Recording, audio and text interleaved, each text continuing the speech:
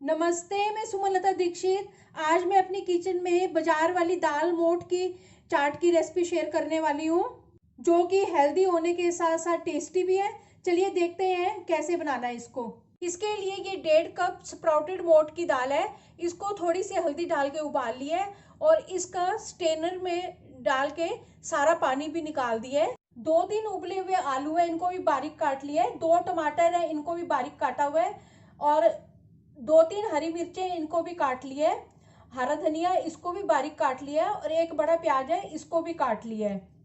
और इन चीज़ों को अपने टेस्ट के हिसाब से और अपनी पसंद के अनुसार कम ज़्यादा कर सकते हैं। एक मिक्सिंग बाउल ले लेंगे, उसके अंदर ये मोठ की दाल डाल देंगे। ये ठंडी हो चुकी है। अब इसके अंदर एक एक करके सारी चीज़ें डाल देंगे जो काट के रखी हुई हैं।